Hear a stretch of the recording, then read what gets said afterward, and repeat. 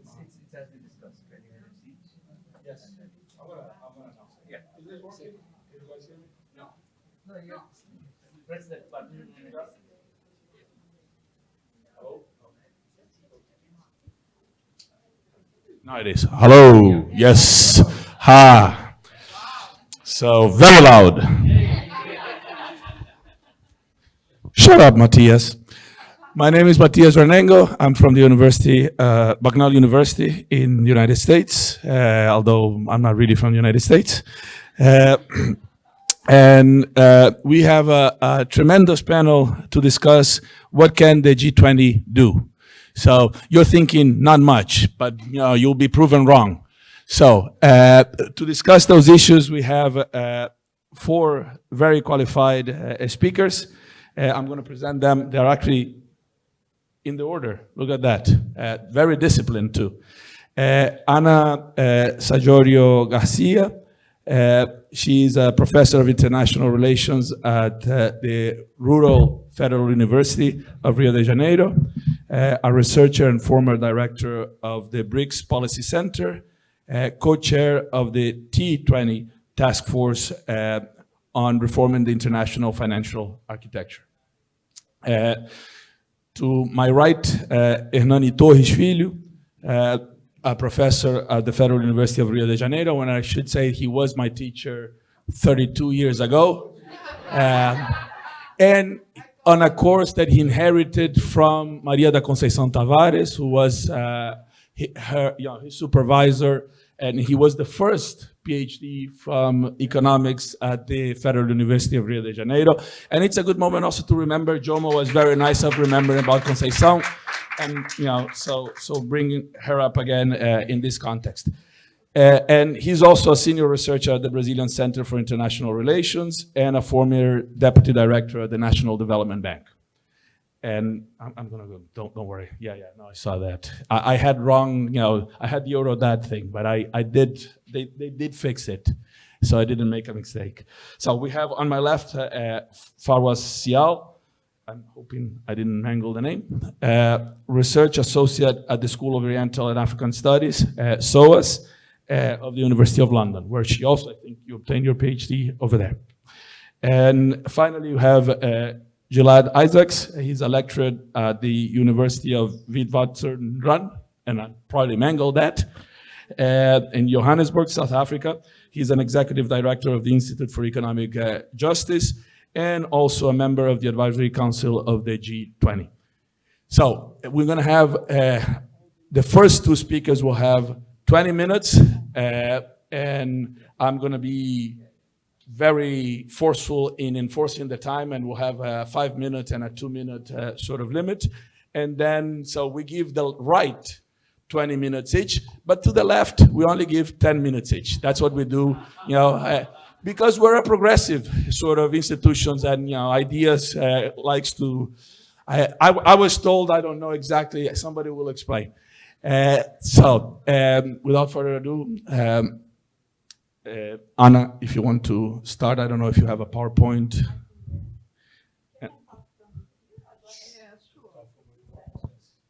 I'm short. I have a PowerPoint. I think it's better if you stand. If I stand? Okay. I hope I see my PowerPoint. Oh, there. You can take it there. Take it with you.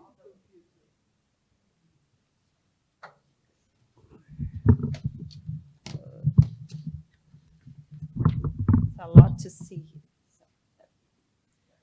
So first of all, good afternoon. Thank you very much. Sorry if I make language mistakes. I'm not a native speaker.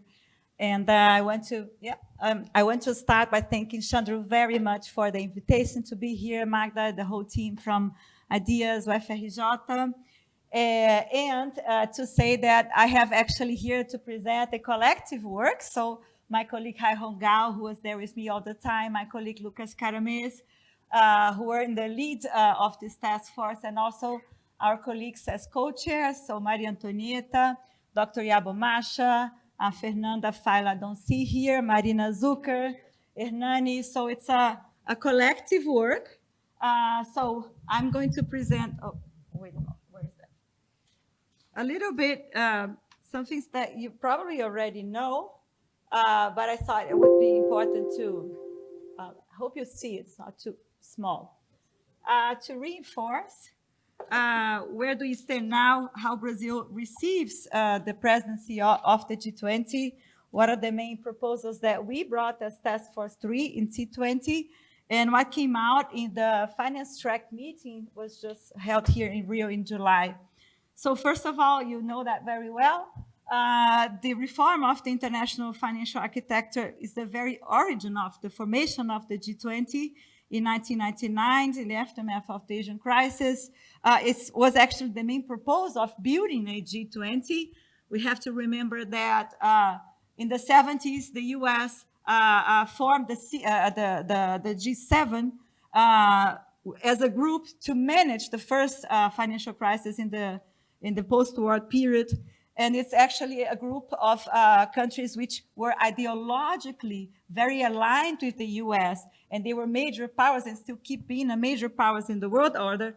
And in the 1999 crisis, after many different crises along the 1990s, starting with Mexico in 1994, Brazil in 1998, etc., the Asian crisis really hit the G7, was a sign that the G7 couldn't manage alone global capitalism in that period. So the formation of the G20, it wasn't an easy task. So there was a lot of discussion. Probably many of you have lived through that. You can remember the Willard Group of 33, the whole discussions of who should be part of the G20. And in that period, we have to remember that the power relations were still in the hands of the US as a major global hegemon after the end of the Cold War. Neoliberal globalization was all over. And the formation of the G20 was to be also a way of managing global capitalism with US allies that were not only big economies in their regions, but they were trustable. They were aligned with US values, ideologies, etc., the norms and rules of the international order.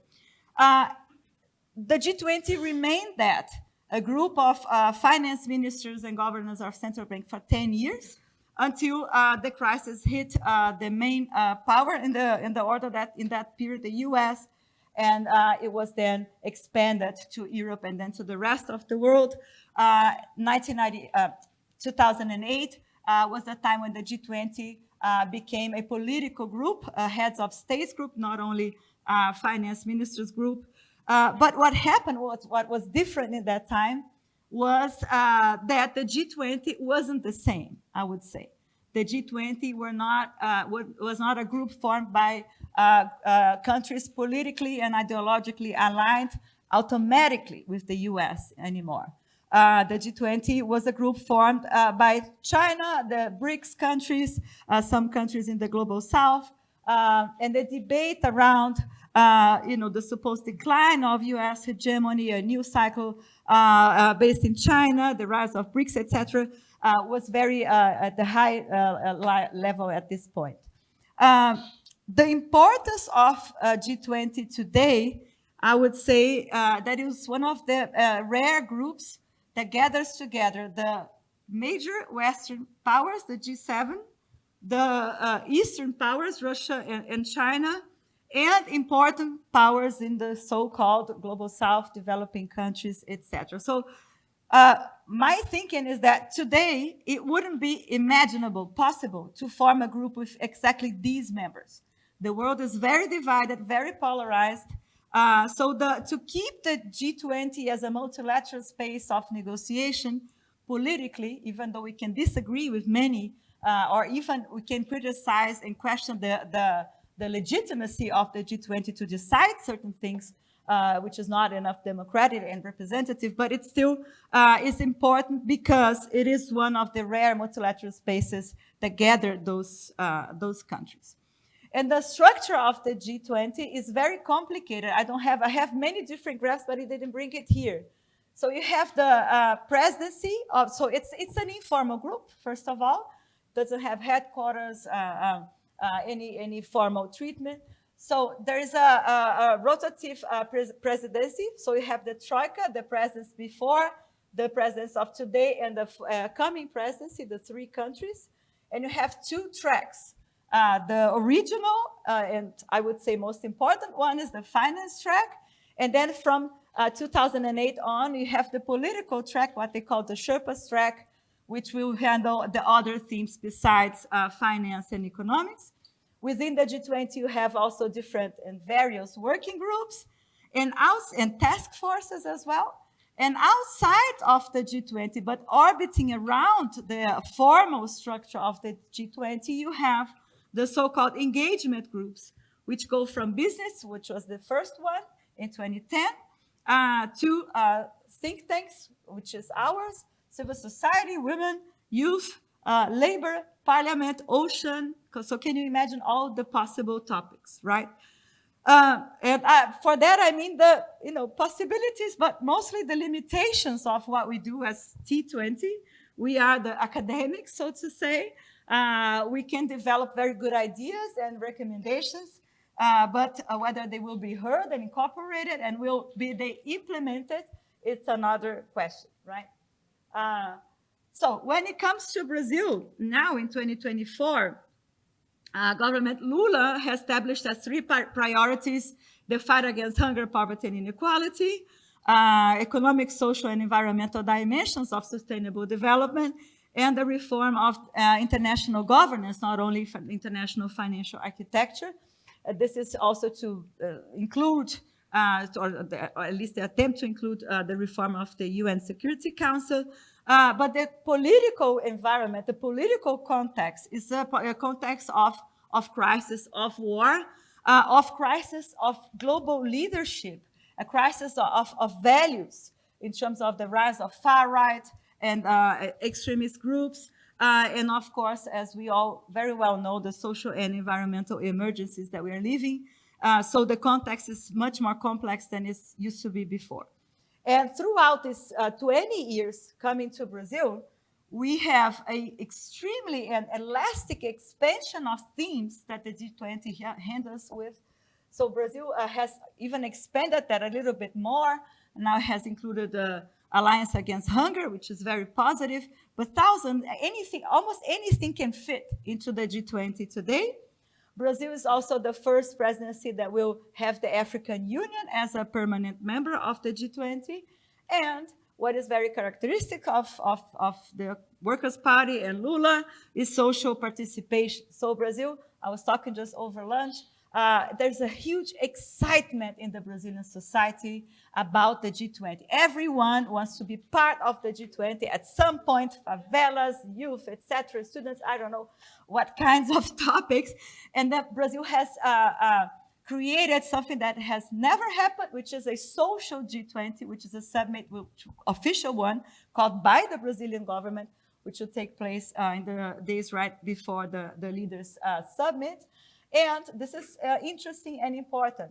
The finance track and the finance minister has held a lot of open dialogues and hearings throughout the year on different topics. This is also the first time that happens in the G20 history. In terms of topics, we can say now by the middle end of the process that taxation and tax reform has become Brazil's main topic, so to say, because it has received more attention and consensus at some point. This whole ethical idea of taxing the super rich, as we saw in the movie yesterday, was really, really good. Climate finance is also an important topic, the reform of multilateral development banks, and to some point, but less than we thought it would be, the issue of debt. So our task force has dealt with all these 5 topics. We cannot be specialists in all these topics. I know many of you are. We had 16 people, co-chairs, specialists divided in those topics. So financial system rules and regulation, the reform of MDBs, addressing the debt burden, a fair global tax architecture, and SDG financing. So overall, we had 16 very, very important and good people working on these different topics. So I will just very briefly read to you the recommendations that we had, but I won't read everything, otherwise it will take a lot of time, but in these 3 different topics, we had to choose one key recommendations. I know many of you in this room have sent us, and thank you very much, policy briefs, which will be published in September. Lucas is responsible to responding all your emails. So the policy briefs will be published in September, but we had to pick one key recommendation for each of the topics. And in this case, of course, the reform of the IMF lending policy, particularly the cap, and then the elimination at some point of the surcharges and the design of counter-cyclical design of surcharges that are raising and burdening more the countries in debt distress and in investment needs. So this recommendation is very well known by all of you, and it came to us. Sorry, I lost my, what did I do with it? Okay, thank you. I'm trying to rush otherwise. So on the reform of multilateral development banks, Ernani will have more time to talk about it. Our key recommendation was to enhance local currency lending by MDBs. You know, the roadmap is on bigger, better, and more effective. And here we are suggesting diversifying sources, sharing risks, promote local currencies in middle-income countries, capital markets, so in a way that we can be more protected from vulnerabilities using foreign currencies. A third proposal is on debt, and we took as the main recommendations the improvement of the reforming of the common framework, which we all know has a lot of shortcomings. So to include the climate and development issues in the debt sustainability analysis, ways to try to compel and bring to the table all creditors, including the private creditors, to ensure fair and comparability of treatment of all creditor classes, and to develop guidelines, transparency, and ways of reporting environmental, social, and human rights obligations involving debt relief. So ways to improve the common framework, not eliminate it, not moving it, but to improve it was one of our key recommendations, because we have to direct this to the G20, because there were many other recommendations in terms of how to deal with the debt distress in many different countries. Some of them we have a lot of doubts, we don't necessarily agree, but there were others which were not specifically directed to the G20, but were very important, for instance, to push for the laws and the approval of the bills in New York and UK, but we had to choose one, so we took this one.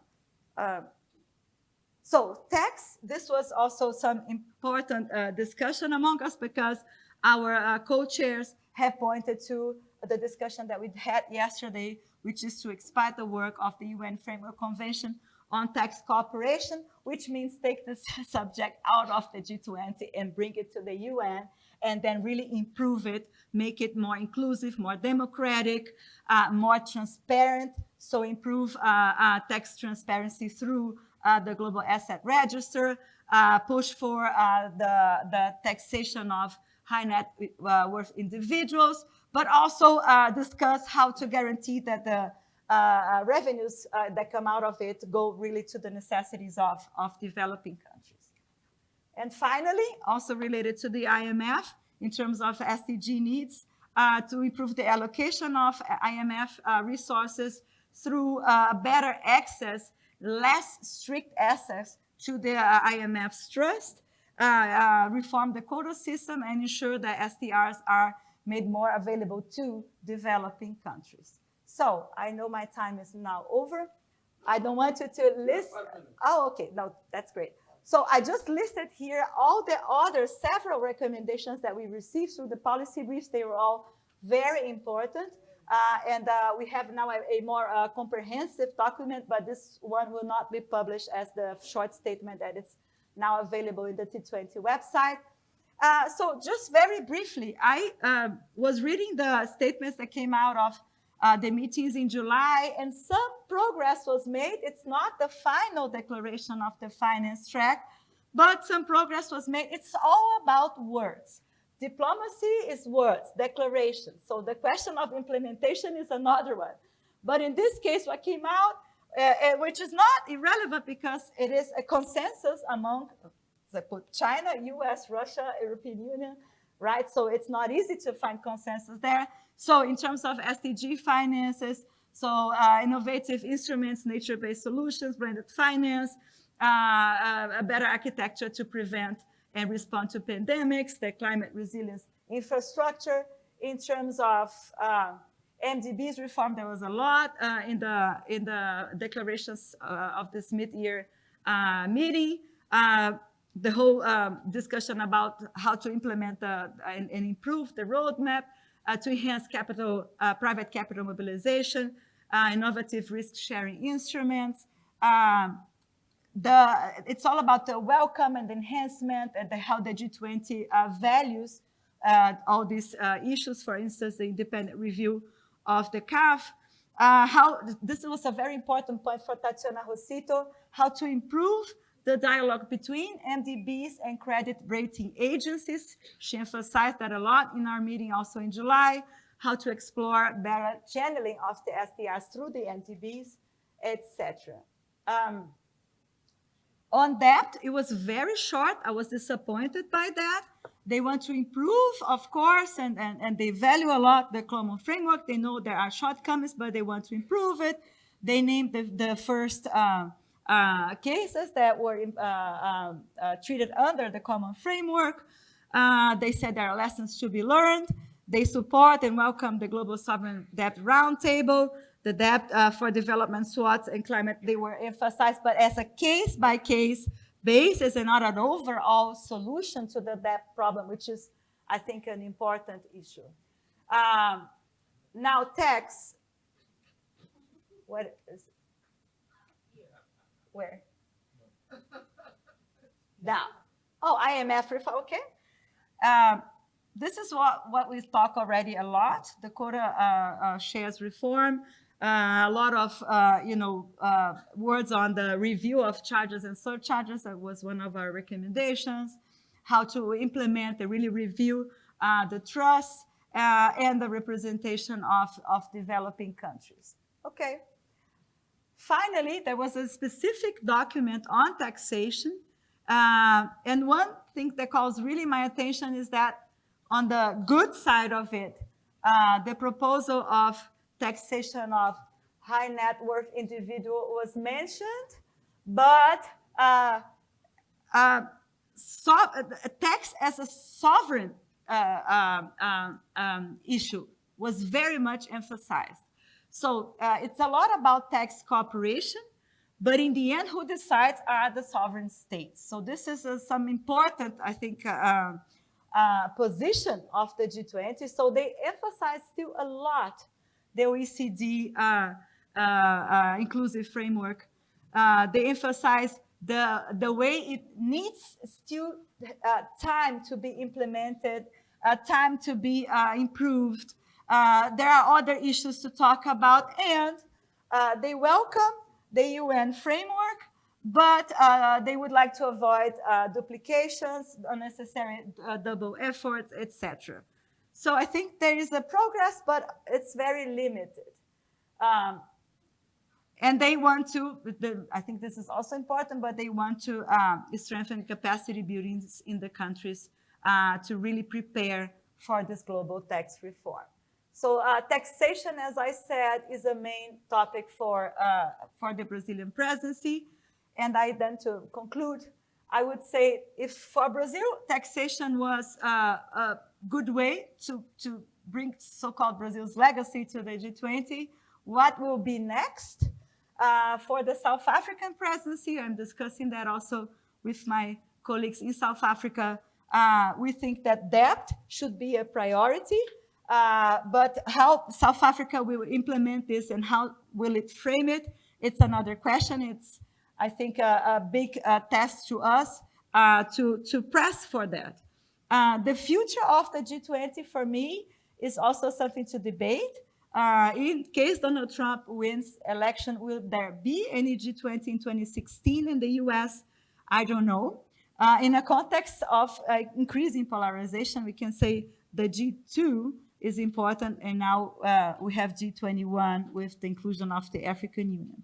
One issue that I think that is problematic is that on the one hand, it's very good that the G20 discusses hunger, social issues, etc., but it has lost focus on the international financial architecture. And I think this is something that might make the G20 not as relevant anymore. To who, right? We're discussing over lunch, what has actually the G20 done besides declarations, right? And then we come to the issue of recommendations implementation, how to move beyond declarations, discourses, and words. It's a huge challenge, and I think Ernani will go a little bit into that for the MDB's reform. Thank you. Sorry that I passed it.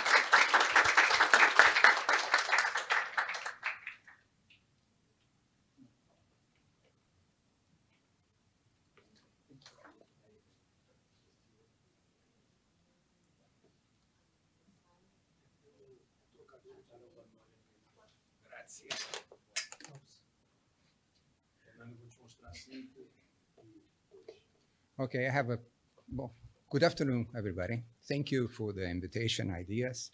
I have a presentation, if you could. Okay, here? Okay. Okay. Okay. So Anna had made my work easier as she explained what's going on. I thought about discussing a little bit with you today what was the main discussions in the MDB group and what are the tensions and maybe some expectations, okay? So to do that, I picked up, there were 13, 17, I don't remember, policy briefs. Most of them were related to the assets. Where should the funds would be allocated? And there is, well, from gender to Africa, let's say. Today I decided to pick two of them that are included in the Brazilian finance minister note related to the funding side, to the liability side. And to do that, I think we should look a little bit at what are MDBs? What animals are they in this? Well, let's say this is not the Garden of Eden, but it's more close to the Amazonic jungle, the market, the financial markets, there are animals there. What kind of animal are we talking about? How do they behave? And what do they do to compete? And how those the ideas can fit in, okay? So to do that, I think we have to discuss a little bit about the origins of MDBs, look a little bit about the financial X-ray to see where they are, to look inside, what the guys are doing, and then discuss a little bit. And there is a tension about the possibilities of implementation, okay? So that's what I thought about doing today.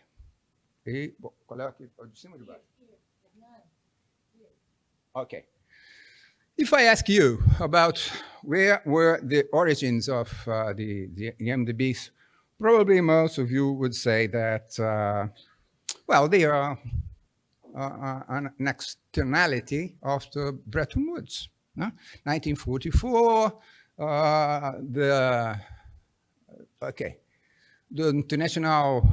the World Bank was established. It was a consequence of the Second World War.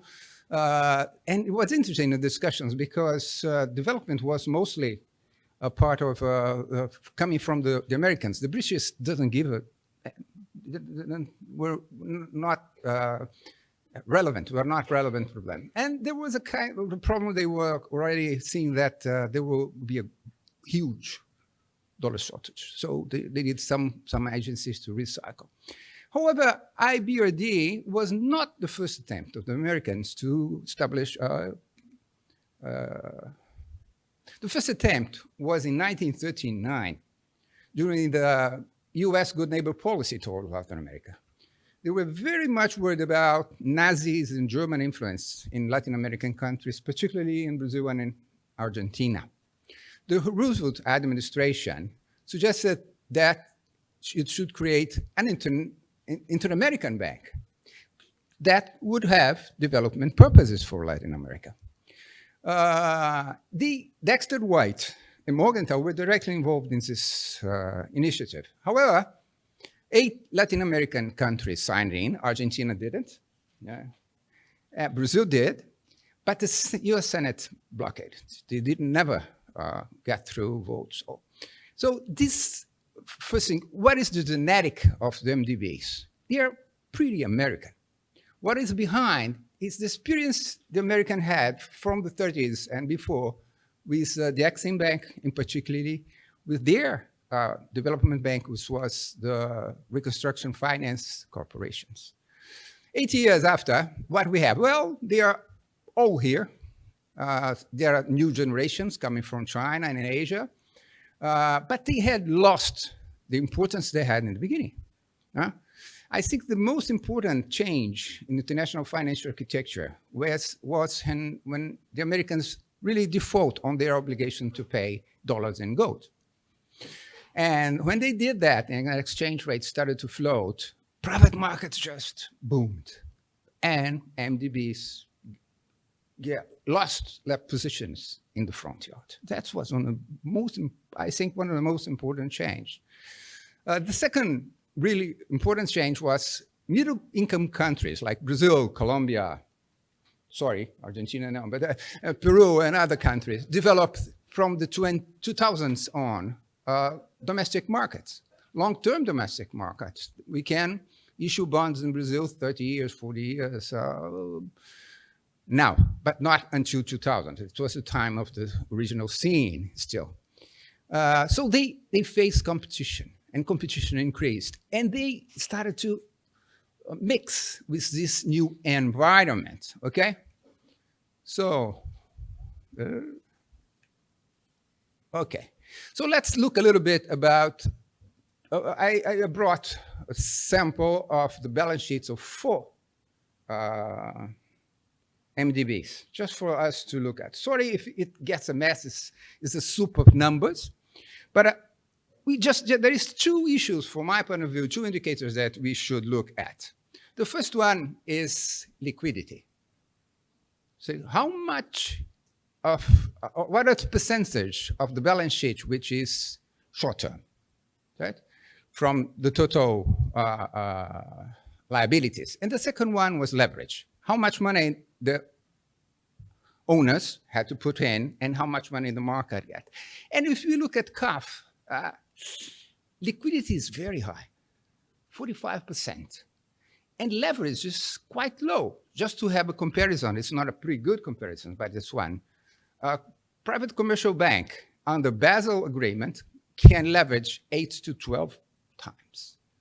The comparison is not perfect, but what we are watching is a very conservative financial policy that's being enforced.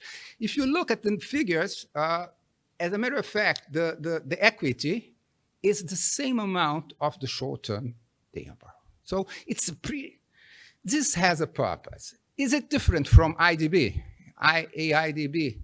Well, not much.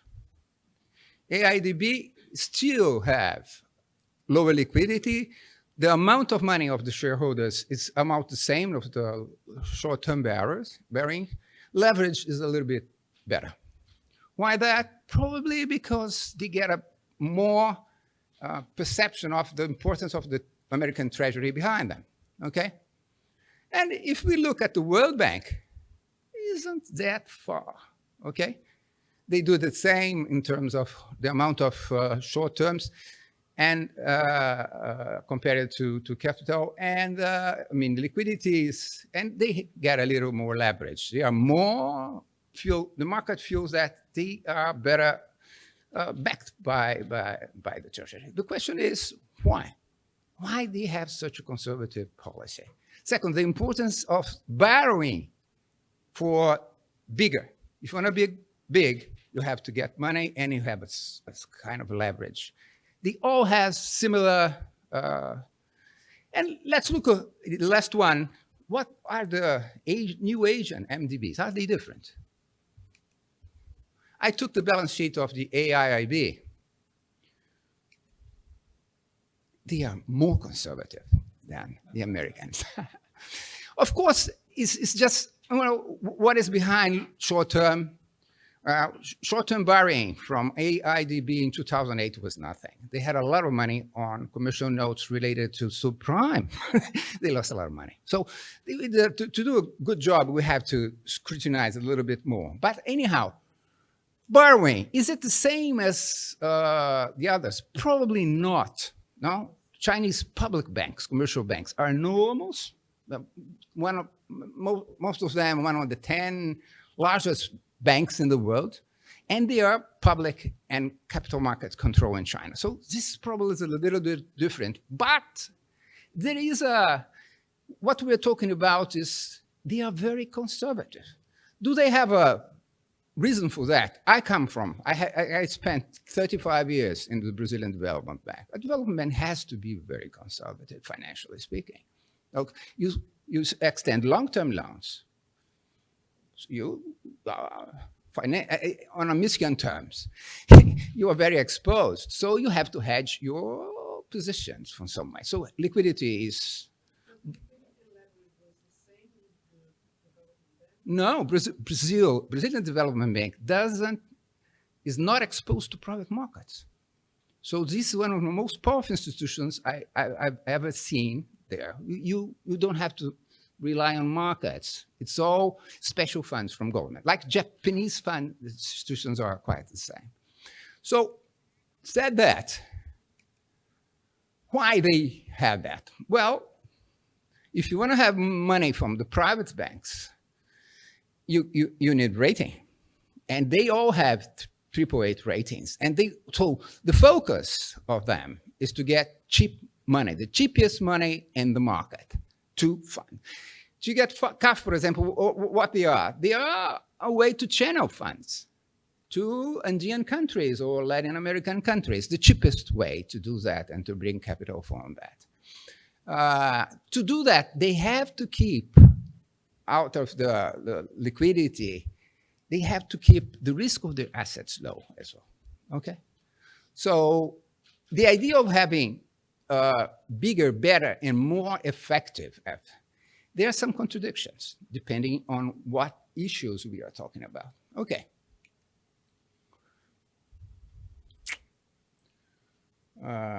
What do the market in these jungles, what do they see the MDBs as an opportunity? Well, they enjoy privileges, okay? They have preferential creditor status in the countries that borrow, which means that if there is an exchange problem, they will get money first. So this is a better way if you want to be exposed to the risk of these countries without getting really exposed at the end. If they get a financial threat, you have a priority in repayments. They are regarded as a better way than get, you know, the country risk itself. Also, the institutions, they are backed by the American Treasury. They are regarded as, well, I can get, instead of buying a Treasury bond, I buy them and get a better spread. Okay. This status quo, in my opinion, is being challenged now. It's a very difficult situation. How do you cope with the pressure from your stakeholders and this strategy? And you have to survive in the jungle. This comes from energy transition, poverty, gender equality, digitalization. Can they put in more risk? How much? How can it, you know, they can arrange for that? One idea as well, stakeholders put a lot of money, public sector, like BNDES in Brazil. Okay, you can take that. You don't have to rely on a AAA. But that's something very challenging. And just to end, let's see the two main suggestions that came into the innovation from the financial side. Offer loans in local market. Most of those institutions, their loans are denominated in dollars. This is terrible for companies that are located in countries that not use the dollar as a currency. I think in Latin America, except for Panama and Ecuador, this is the case. Although those countries, some countries are bimonetary, has a bimonetary arrangements. I work in the BNDES. It was difficult, hard to lend in foreign currency because there is an exchange risk that you are passing through. So local funds.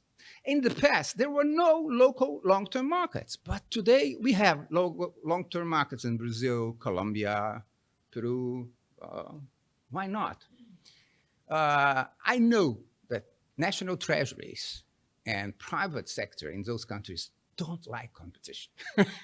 Competition is very good to talk about, say, make, but not to live with. So they will compete with national treasuries. They can get loans, issue bonds on lower rates. But that could be a very interesting initiative.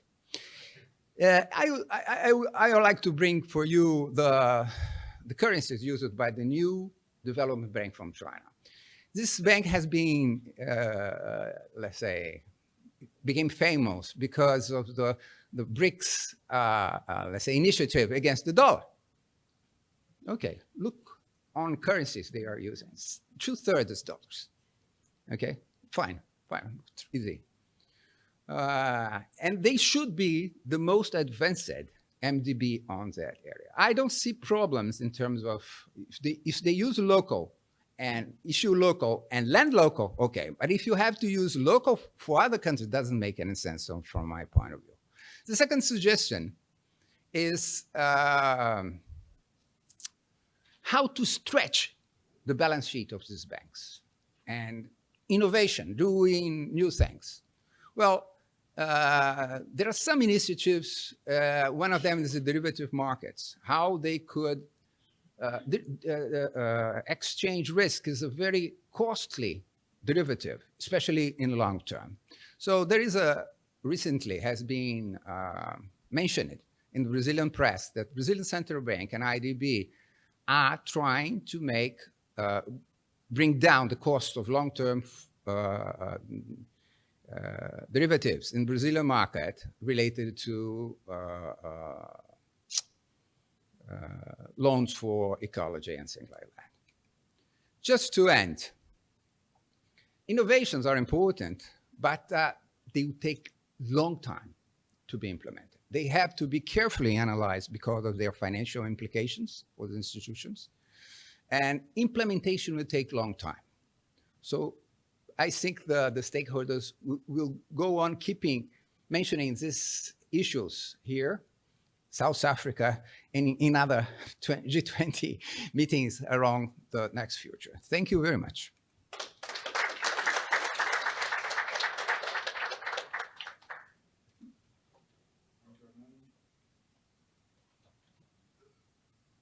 Thank you, Ernani, for being very disciplined. You, in fact, had a few more times. Yes, it's 10 minutes now.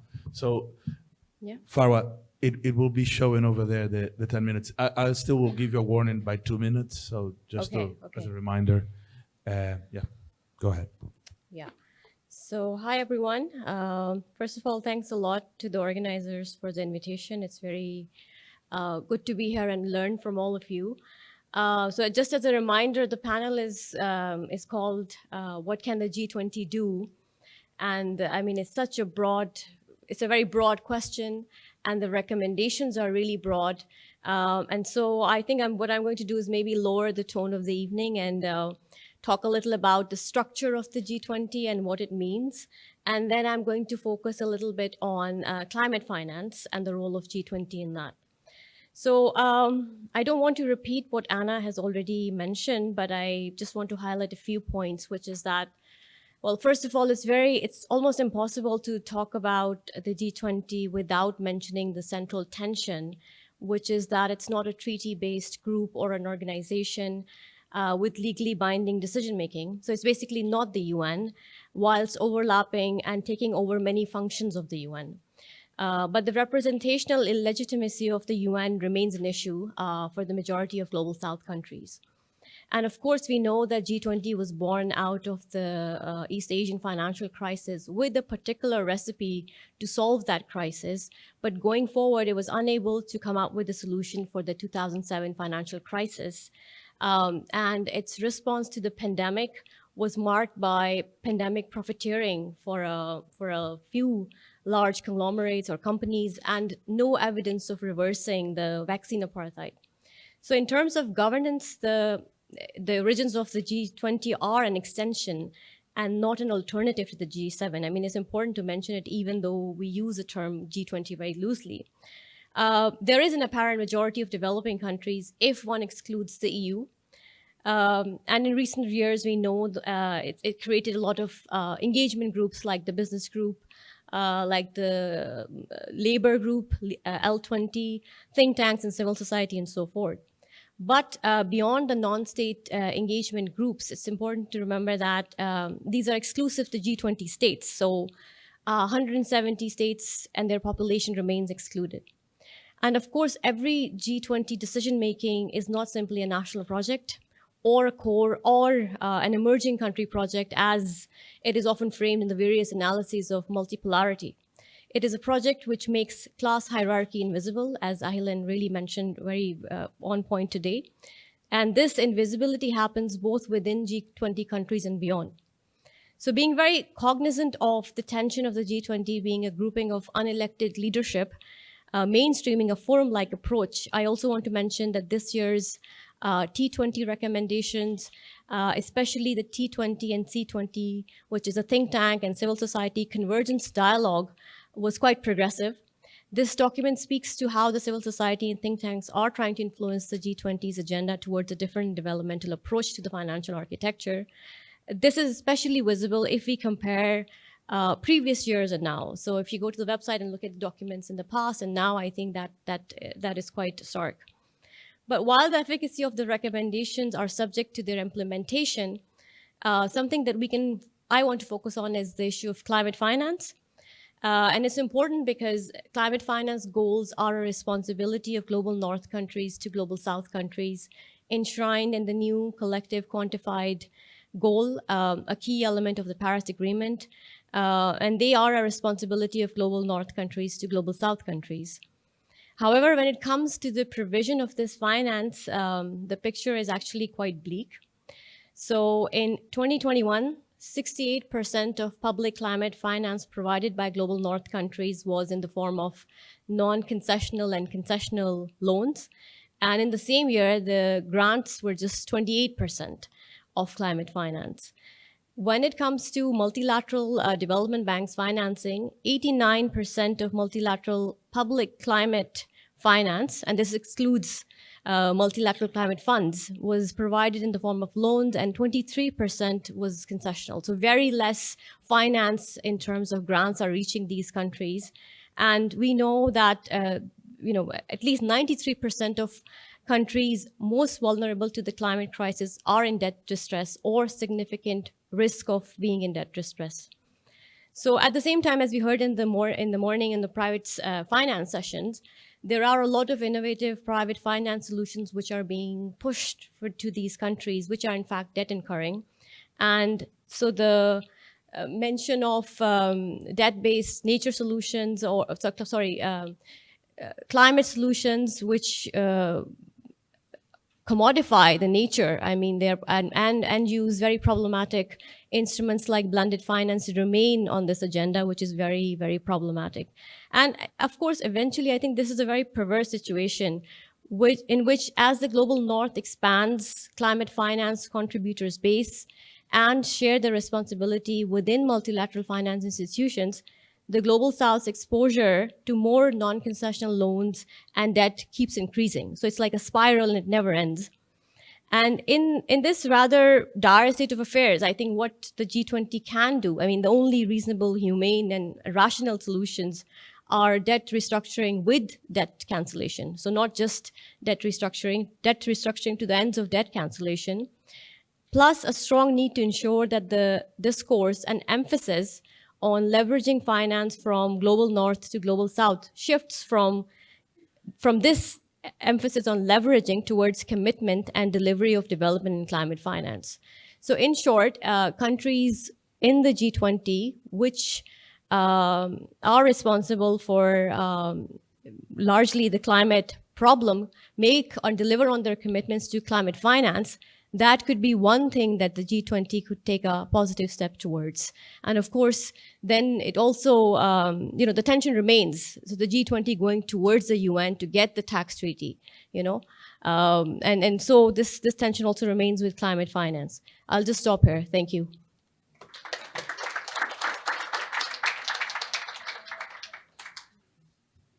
Thank you, Farwa. So, Gilad, and I'm irrelevant. They're finishing even before the clock time, so I'm not sure why I'm here.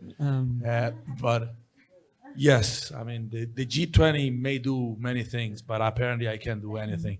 So, Gilad, I'll remind you at 2 minutes. I've been given Farah's extra 4 minutes. No.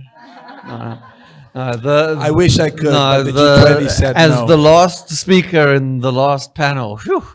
Hi, everyone. Is everyone with us still? Evening. Thanks very much. So I'm going to respond in 4 ways here, mainly focusing in the second half on the upcoming South African presidency, in which my institute is a official resource partner to the South African government. My first comment, which is a minor one, which is on the recommendations themselves, which Anna's put forward, and to say that I think they're a strong set of recommendations which we should fully support. The one comment I have is that I find the convergence document, this is a set of recommendations which the T20 and C20 try to merge theirs, actually to be a more progressive and stronger document than the T20 recommendations on their own. And I'd be interested whether that structurally reflects the space of think tanks and what that should mean for our own engagement. The second is to add to Anna's update on what's going on in the G20 finance track. And this draws from colleagues who were in attendance recently. And the finance track generally deals with 3 themes. There's a 4th, which I'm going to speak to. And this builds on what Anna said. So the first is about investment, which is really about MDB reform. And the conversations there, I take a very cautious stance. What we saw come out of the independent expert group under the Indian presidency, under the a banner of bigger, bolder, better, was an ambition of mobilizing additional resources of up to 500 billion per annum. What we see in the most recent statement is a statement of 357 billion over 10 years. Okay, so we've seen a more than tenfold fall in the space of a year in the ambition around bigger, better, and bolder.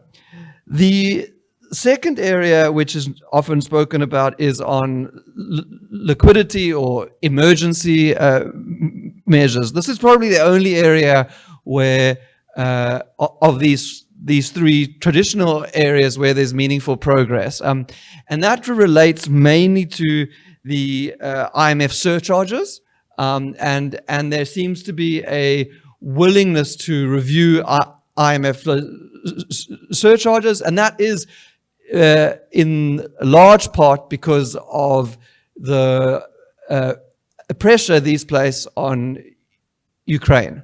Right? So this is not about a global south equity. This is about geopolitics and the recent willingness to review IMF surcharges seems to have made progress in this round. on issues of quota reform, SDR issuance, and so on, very little progress. The third area is in debt. And Anna's mentioned this, that the statement itself, which has, I think, 3 paragraphs on debt, is very limited. And this reflects the nature of the conversations going on within working groups, where a common framework is generally accepted, and where the ambition about altering anything is relatively low, and where there seems to be a complacency as countries attempt to avoid default because a common framework is not offering them what they need. So there's a complacency that debt is not the emergency which we thought that it was. The fourth area, which there has been progress made, which Anna's mentioned, is on tax. And in addition to the tensions she's mentioned, which you actually mentioned this too, but one of the key sort of tensions is this constant reference to not duplicating other fora, which is the attempt to safeguard the OECD as a more exclusive forum of tax policy. So some progress, but not in a sort of overwhelming alignment with what we in the room might want. My third input is around South Africa's presidency next year. South Africa has selected the motto, which is not public yet, of solidarity, equality, and sustainable development for its presidency. This needs to be approved in cabinet. It means everything and nothing so far. And we are in the process of, or they are, of developing what South Africa's priorities should be. And there's sharp contestation occurring already around this. We have put forward that debt and development should form the heart of South Africa's focus within its work on global financial architecture. And that's because of this, not only in South Africa, but as an African presidency. And if there's one issue which Africa needs to take center stage, it's debt. As part of the global financial architecture question, actually we've heard very little about this here so far, but is illicit financial flows, which is again a very important African issue, and which we're likely to see emerge next year as part of their presidency. We are trying to get that linked to the provision of a universal social floor and a range of other elements. I'm running out of time, so I can in the Q&A speak more to what some of those South African conversations are. So a key proposal which we're advancing and which I am putting to everyone here is to have a task force on debt and development.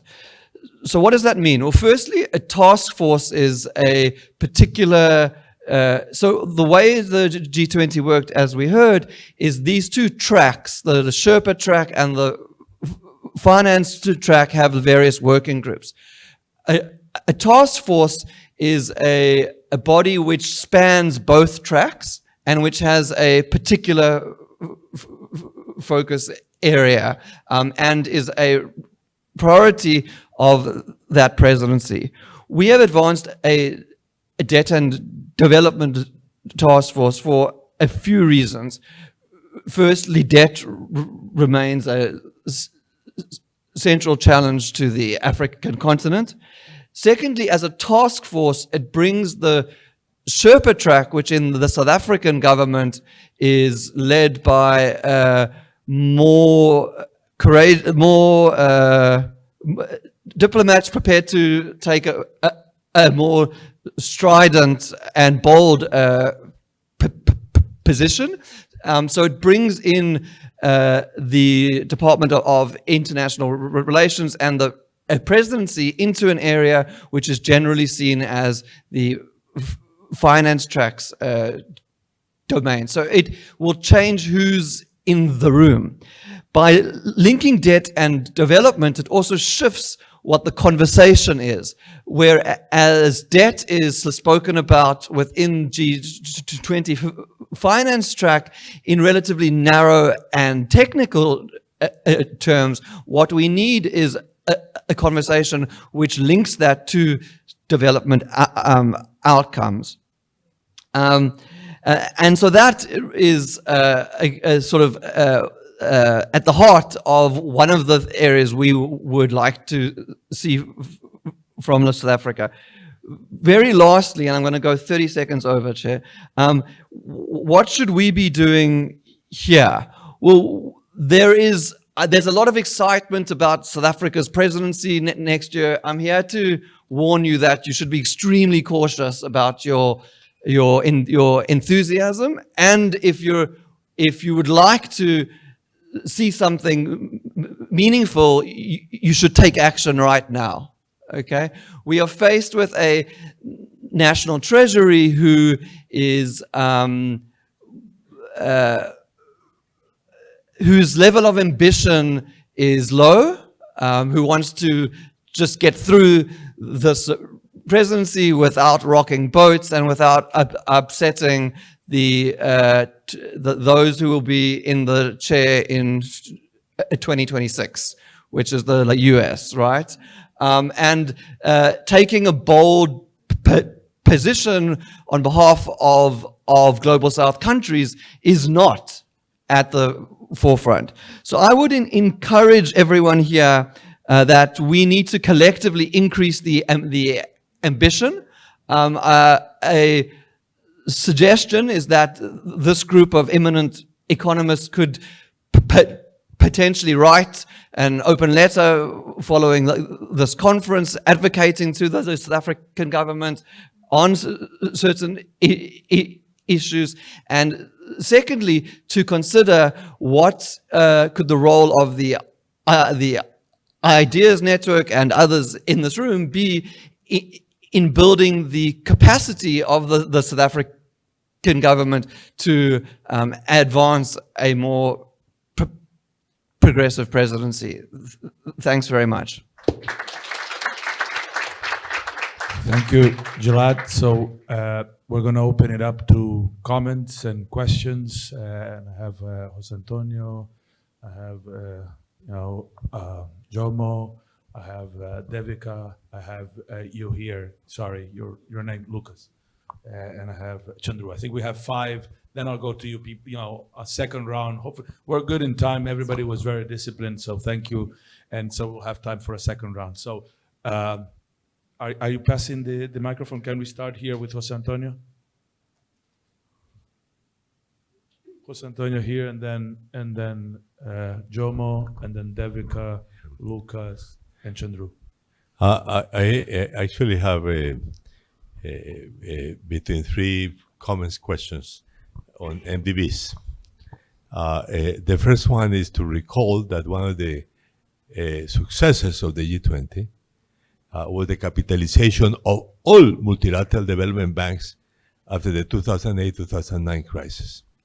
There has been no call in recent years for the capitalization, and as I presented in my this morning, it's only the World Bank that has done a countercyclical function, and that's because it was capitalized in 2018, totally independent of events. So why has not there been a call to capitalize, which is related to the second point? I mean, when I say even the G20 New Delhi Declaration, actually the section of multilateral development bank is one of the few good things on economic topics in that declaration. Nothing on debt, nothing on et cetera, et cetera. So it's now the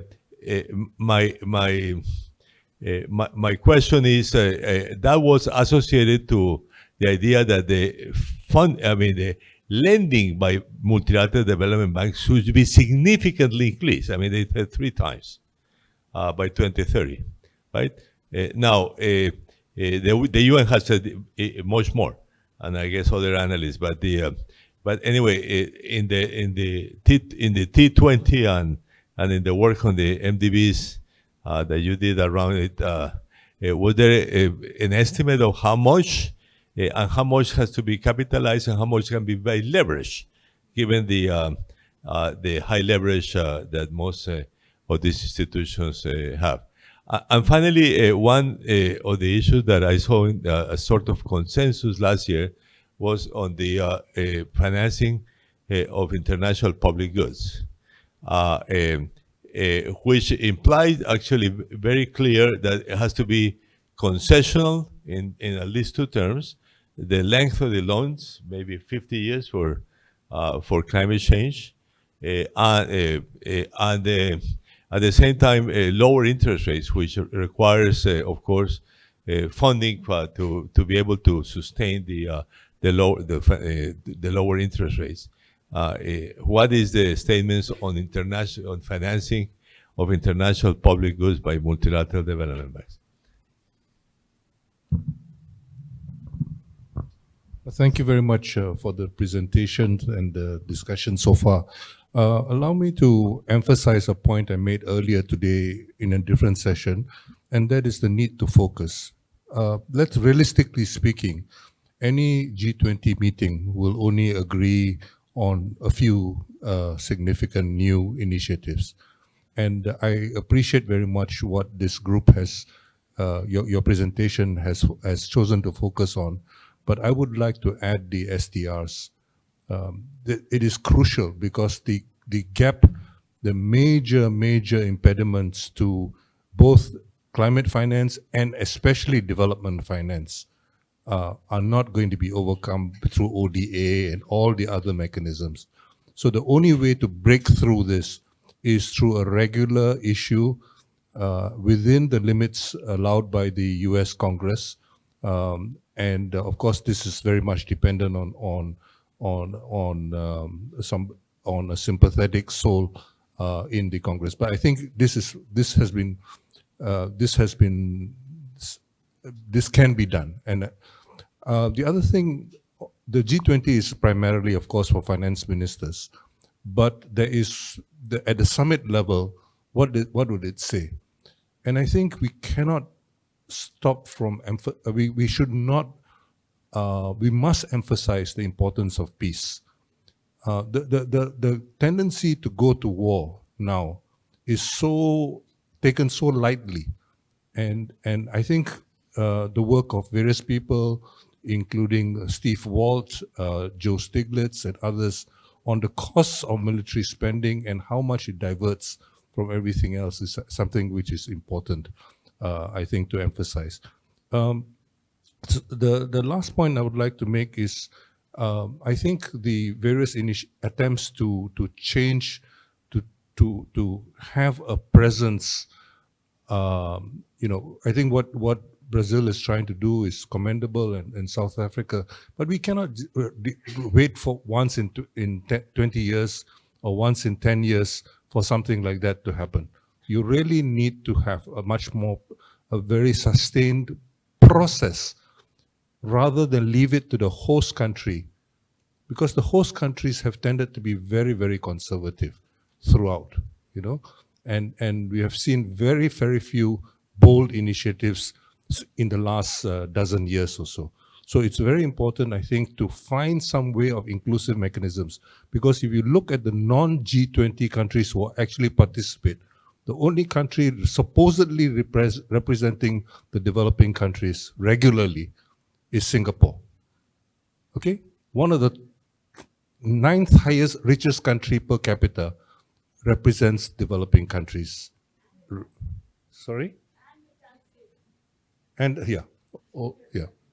So I think it is very, very, very, very important, I think, to have a much, it can never be meaningful because of the very nature of G20, the very purpose when Larry Summers was giving instructions to Paul Martin when he was, to elevate the level of the G20 from the summit, from the finance ministers level to the summit level. All this was actually quite well known. Larry Summers has bragged about it. Paul Martin has acknowledged a lot of this. And this, I think, without embarrassing anybody at this point, I think it is important to find some mechanisms. And I think within this 2-year period between Brazil and South Africa, it will be very important to try to make the most of it. Because unfortunately, this is the standing committee of the ruling class. Thank you.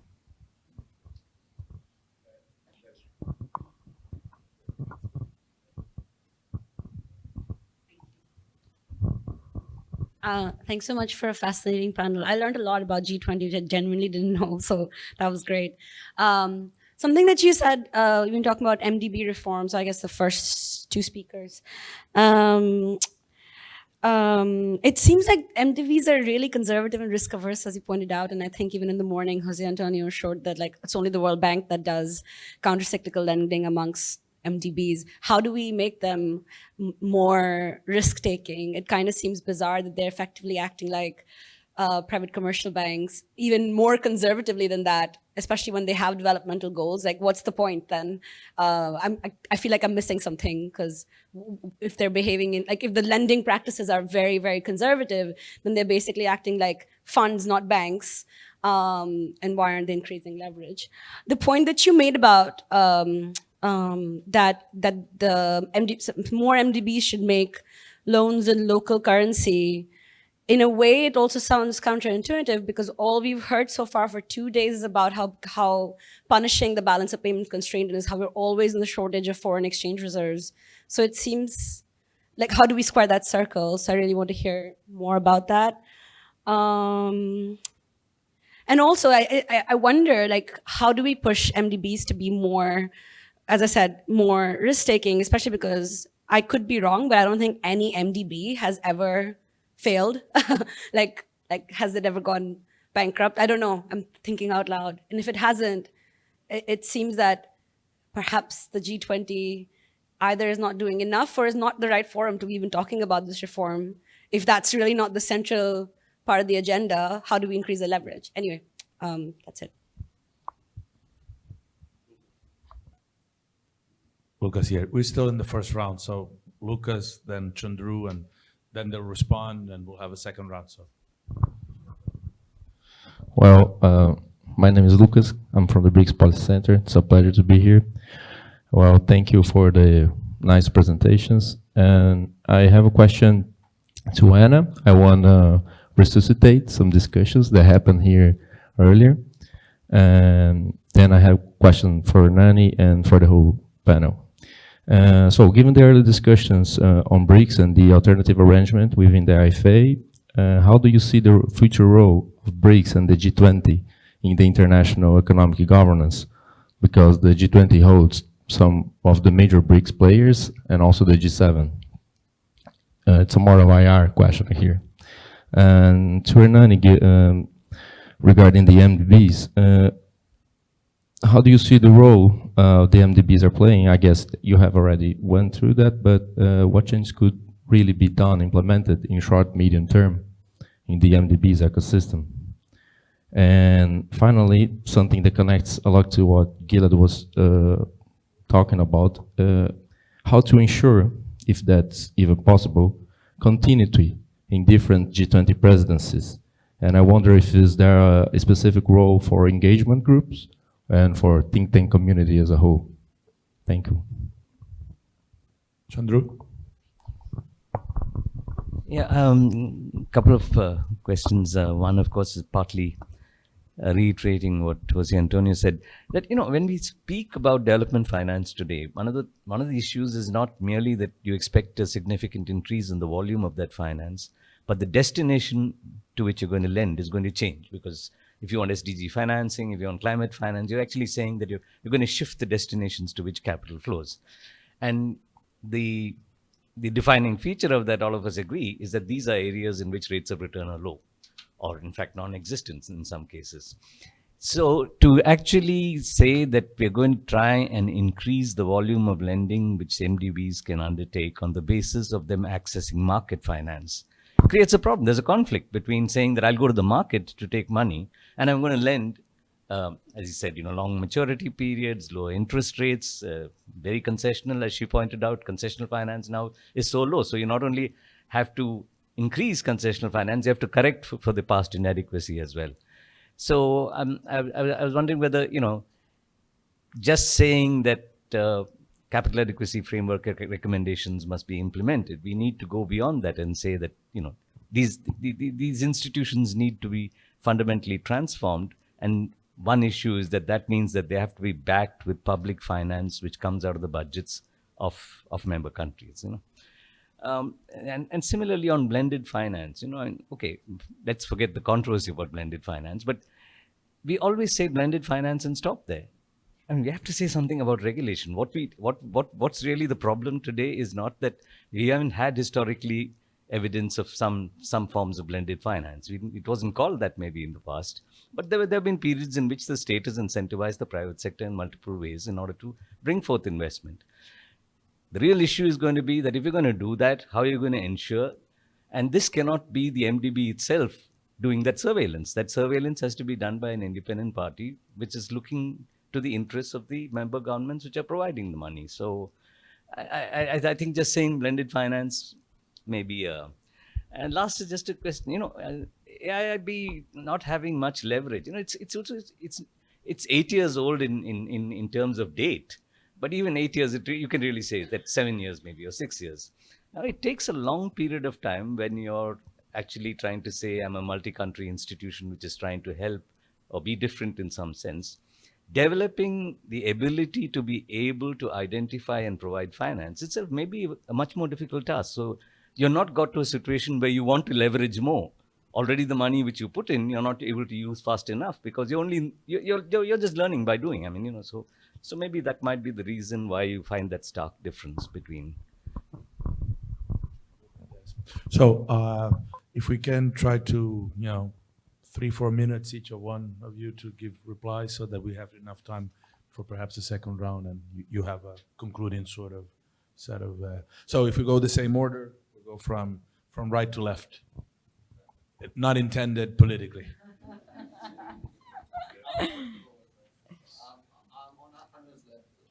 The extreme left, and I'm on the extreme right. Okay, so I think there are many questions on the MDBs, which I will leave for Ernani to comment.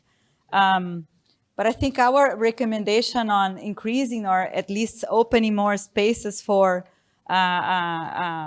local currency lending is a way of really share the space, actually to open more or to increase the space for capital markets, particularly for middle-income countries, to share risks and to cooperate more and lending in the same regions. So development seen from within and from the same regions and countries which are not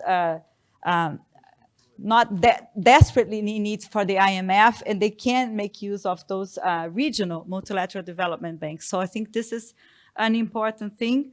And as we discussed yesterday, the role of the dollar is unquestionable, and how to create some spaces that can, at least test the use of local currencies through local NDBs and regional NDBs is an important thing, at least in terms of middle and long term.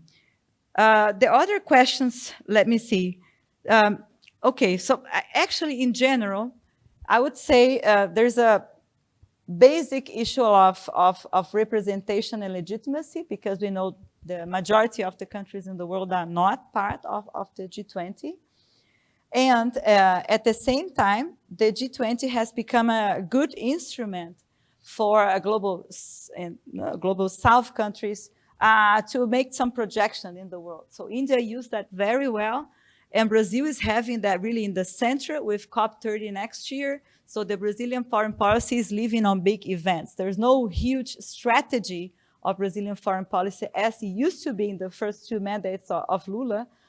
We are actually dealing with a crisis in the region when we say about peace now with the Venezuela's situation. It's really, really important to think about that. So Brazilian foreign policy is not having a coherent regional integration strategy, a South-South cooperation strategy. Is more working through these big events to have some projection and trying to handle the specific crisis, particularly now in our neighbor in Venezuela. So I have been talking a lot to those responsible for G20 social. There should be a resolution on peace being worked for the G20 social, which will include not only G20 countries, but others. So I think maybe that's something that has to be emphasized and valued. But it's not a solution. I think that the heads of states need to have a coherent position on peace, and it's not foreseen because of the differences between these countries. On the question of BRICS, unfortunately, we cannot say there's a lot of hype and hope around BRICS, right? So BRICS could be everything. Global South is a big word. But if you go on the ground and you see what's really taking place, there are a few common important initiatives, but there is no coherent position of BRICS in many of the multilateral fora. There was no coherent position of BRICS, for instance, in the WTO when it came to the question of the vaccine patent waiver, for instance, 3 years ago. There is no coherent position of BRICS within the G20 concerning, let's say, taxation, which is a Brazilian priority, or another issue. So you do still have a lot of national positions or other alliances that are not so-called BRICS alliances. Yet, BRICS as a group play a really important role to counterbalance the G7. The G7 has a coherent approach within the G20 and outside of the G20. In the Gaza conflict now, you can definitely see a coherent approach of the G7 countries, and you don't see any coherent position, for instance, from because it's not the proposal of the BRICS. So we are now trying to discuss with our colleagues in India and other colleagues in South Africa, where are the continuities and discontinuities between these 3 presidencies, and try to find, is there a Global South common approach within the G20 to be found or not? Just a brief word on blended finance, which is a good word for public-private partnerships. So I completely agree with you. But it's really like those big names are seen as finance innovation. So that's how they call it. And I think that you have a very important point on how to regulate that and how to bring that back to the state and to make the state the one to regulate that in terms of public financing being the one to lead it. It's really important. So. Okay. Thank you for your comments. I think they are quite important. I try to show the environment and the animals these MDBs are. In my opinion, they are nowadays, the way they work, the way they fund themselves, they are private-public partnerships. On the one hand, it depends on funds from the government to increase equity. On the other hand, they depend on the market and how the market sees them from a risk point of view. So it's a very straight jacket. Okay, if they want to keep AAA ratings, this is something very hard to change. What are the possibilities? One, as Professor Ocampo said, more money from the shareholders. But this doesn't come on the papers or it's this year. This doesn't come. Of course it is. I don't know why, but that's it. The second idea was guarantees from the shareholders. Instead of putting money, I'll take the risk from your balance sheet and put on mine. I have no problem on that. And this will keep the straitjacket and the public partnership. I think that could be a wonderful possibility particularly if you want to lend longer term, 50 years, or I think this could satisfy, let's say, the rating agencies. The rating agencies are, we had 100 AAA funds in the United States related to to the subprime crisis that went down, and we didn't have 100 countries with AAA. So they are not God, but they have a habit, and they are being paid to do that. So can you change that?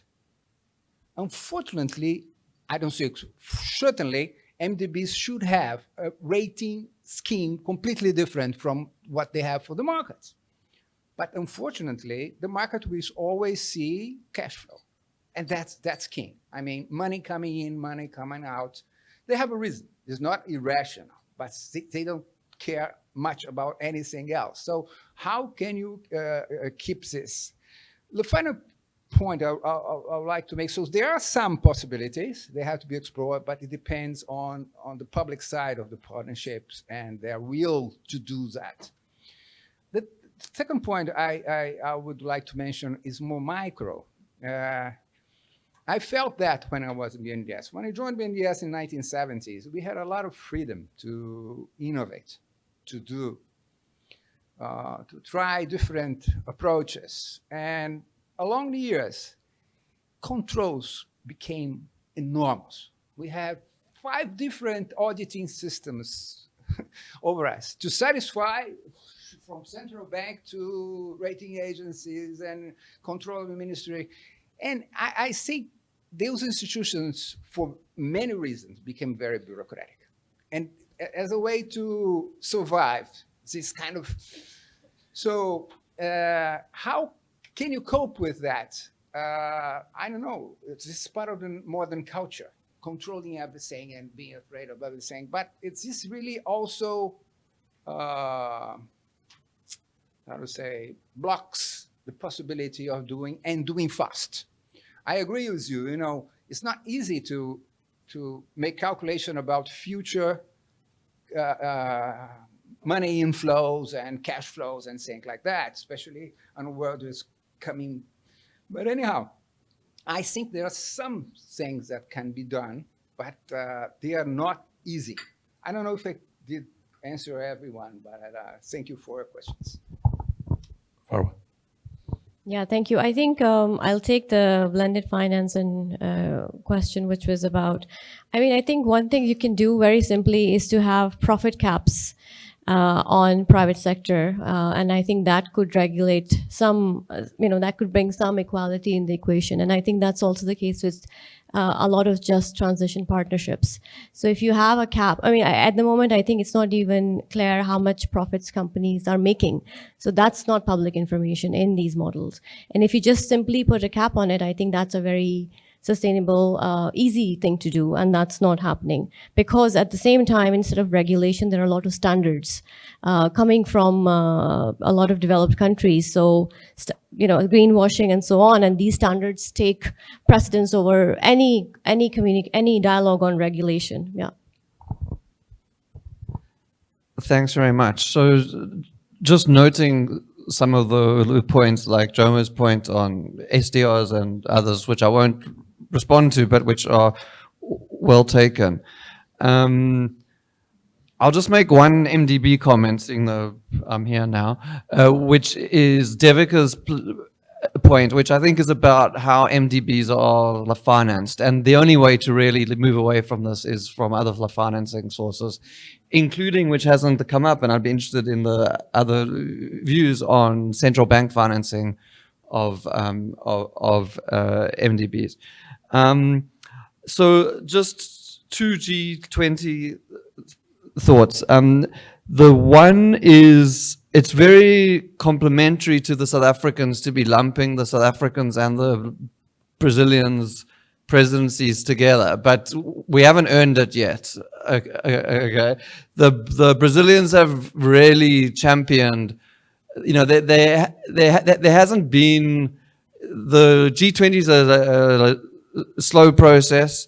The Brazilians could have done more on on debt and on other issues, but the Brazilians have taken quite a strident and progressive agenda. It remains to be seen if that's true of South Africa. I wouldn't take for granted yet what the South African presidency is going to shape out like, and we have a lot of work to do to ensure that it is shaped in the way that it should be. With regards to your point on continuity and the role of external groups, and this links with Jomo's point too about sort of what's possible in these forums. I do think we need to think and rethink how we engage with these forums in a way that does not see us reset the clock each year, right? So if you look at how even the engagement groups work, there's a T20 process where each year there's a call for the policy briefs, and hundreds of people spend thousands of hours writing the policy briefs. Those policy briefs are not materially, some of them aren't necessarily that different to what was done the year before. Another thousands of hours are spent collating those. So there needs to be. I'm not an like T20 expert, right? And that might be the most effective mechanism, but we need to start to see how engagement with the G20 as a cumulative endeavor, which builds yearly upon each other and which sustains relationships with role players beyond presidencies also. Because once the priorities of the presidency are set, the presidency plays a role of a chair, right? And it's actually really important what others in the room say, and not only what the presidency says. So how does that sustained engagement work? And there are clever ways in which outside actors can be a part of these spaces. The Brazilians have actually leveraged experts in a very useful way. So if you look at how Zuckman has been used by the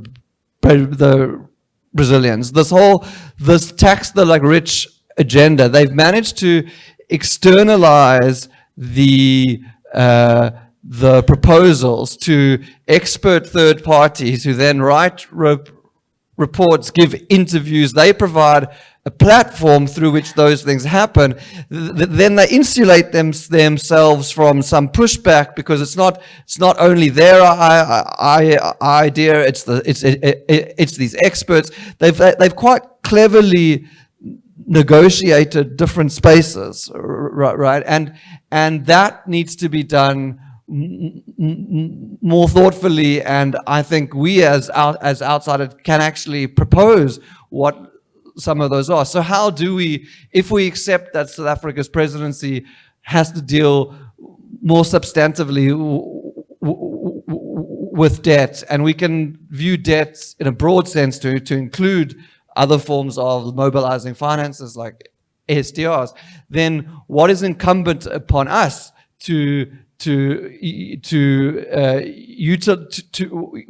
what actions should we be taking to try and generate the types of spaces and pressure which is needed? Thanks very much. So I think we have time for few true questions. So Makama? Yes, and there was somebody in the back also that wanted to, Natalie. So we'll do three. We have another one, but I'll ask you to try to be very short if you can, so that we have time for them to do also final remarks. All right, thank you so much. So my question has kind of been touched upon, but it's going to be directed at Anna.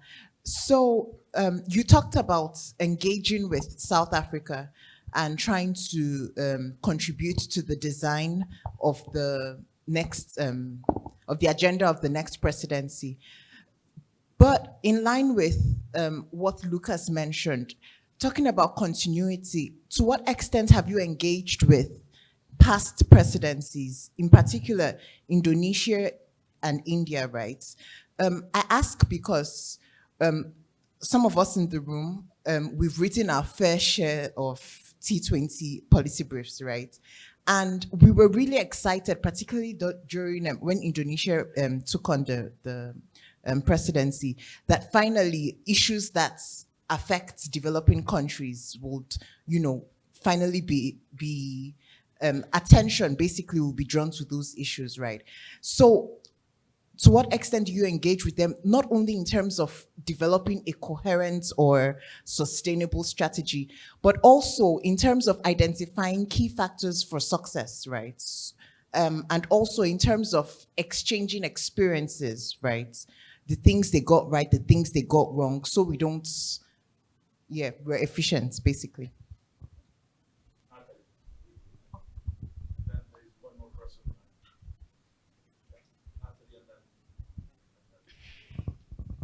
Hi, thank you so much for the presentation. My question is for Professor Ernani. It echoes a little bit the question that Devika already raised about local currency lending from MDBs. And I wonder if you could talk about some recent experience. So I saw a bit that the World Bank had kind of a line in this sense, but I wonder who is bearing the currency risk at the end of the day. So if they are kind of actually providing low and in local currency and having these things in their balance sheet or hedging it themselves, or they are kind of providing the hedge to the country who is lending. So because it sounded like more like a fee than like a recent, really local currency financing. And also I'm wondering if this recent experience are directed to mostly to emerging market economies with no balance of payment constraints and no need for these kind of things, or there's also been some initiative for less developed countries, because I just saw some experience in Brazil, Mexico, Uruguay. So I was wondering if you know about other countries, small countries receiving this type of lending, and maybe you can talk more about the challenges of this approach. Thank you. Thank you. I just have a very brief question. My name is Chennai Mukumba. I'm with the Tax Justice Network Africa. I was curious to know, we're talking about the G20. Has the addition of the Africa Union changed any kind of dynamics within the G20? That's my first question. And then my second question to Gilad, you flagged that one of the sort of statements that was reiterated in the sort of recent G20 publication was the need to not duplicate existing structures.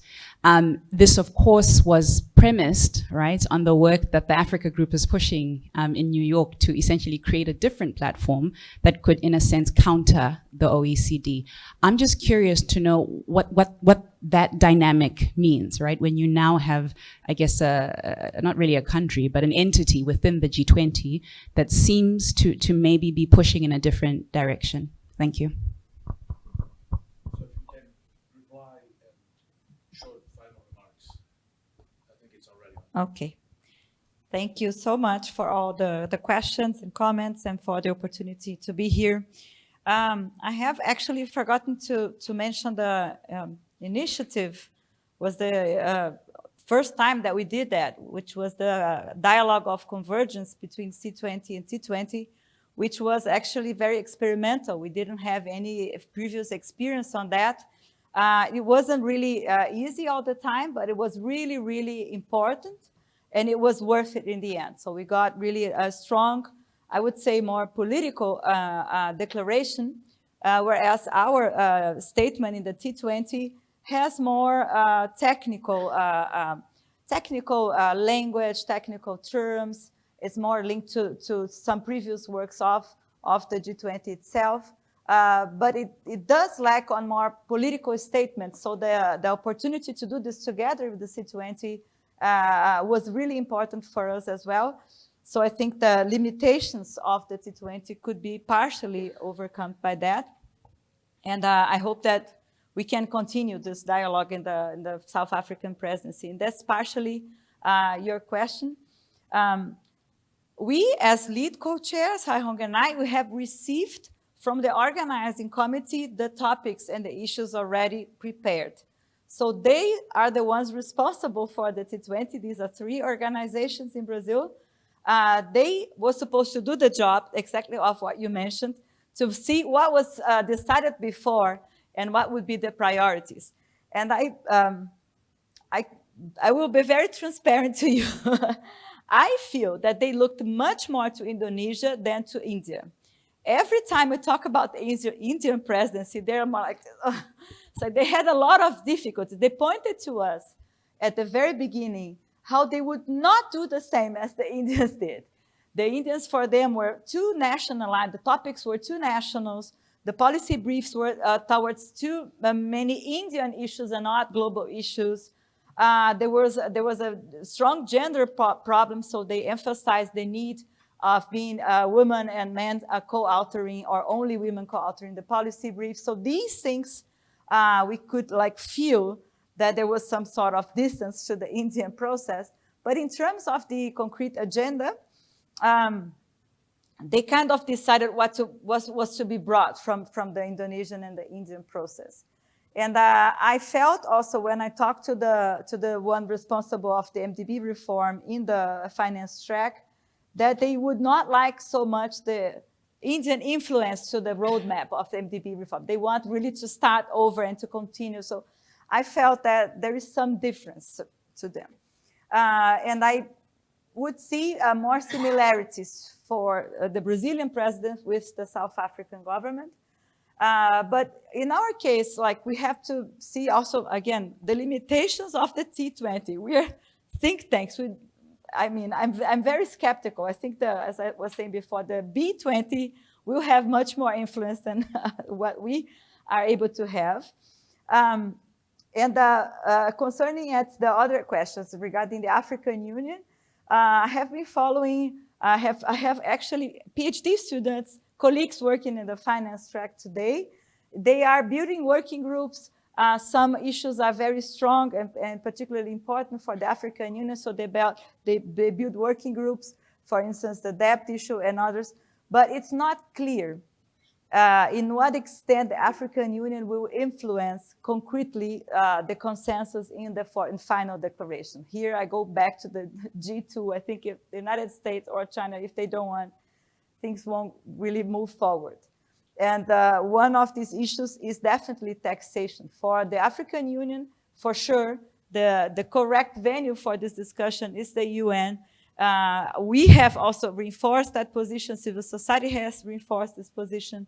But as we saw in the finance track official document, they keep on stating the necessity for the complete implementation of the OECD inclusive framework and the necessity of not duplicating efforts, etc. So I'm very cautious about this.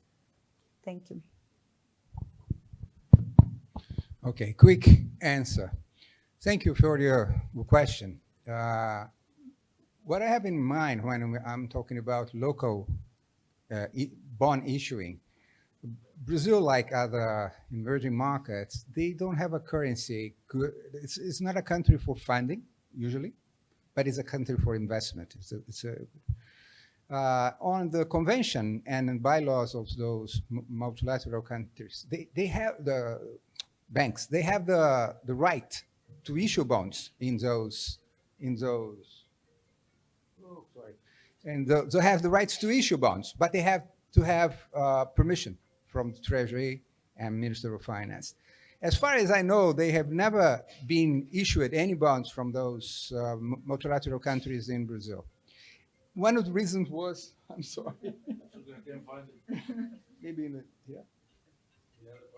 I'm sorry. Brazil, just throw it away. Okay, stop. Okay. One of the reasons was we didn't have in Latin American countries long-term market in our currency. This has changed dramatically, particularly in Brazil. IDB or World Bank could issue in Brazil, I don't know, $5 billion in 5 years. It's a lot of money for Brazilian market, but 20, 30 years, it's possible nowadays. And they would, their interest rate will be under the Treasury rate for a lot of reasons. So one of the hard working a bank has to do is the appraisal of the project. Where I'm going to get the money? But in Brazil, we have a long-term bank, BNDES, which has a long tradition to deal with the market. So why not issuing here and buying some of the credits BNDES lends or with the guarantee of BNDES or not? It would help competition here and would lower the interest rates for that. So as I said in the beginning, so the MDB is working with local. It's a good way to keep making it faster, make it much faster. Issuing local is much faster because the exchange risk is not there. They don't have to bear the risk. Why? Because they're lending local. Just last point.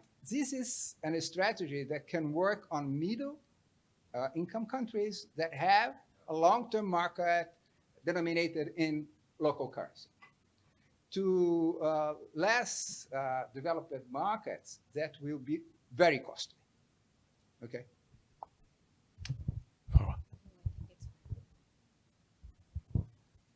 Thanks. To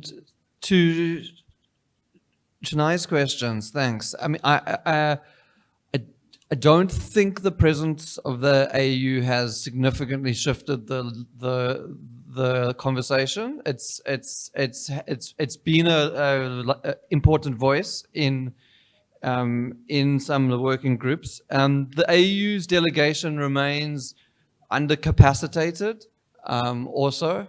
So, you know, it's really important to strengthen them. But I think they are looking to the South African presidency quite significantly to see the AU's issues being advanced. So it's I almost got the sense when speaking with them a few weeks ago that they saw this year as like a getting going, you know, kind of like moment. Also, the EU is also present, right? So, you know, on the tax issue, the AU's, you know, sort of countering what the EU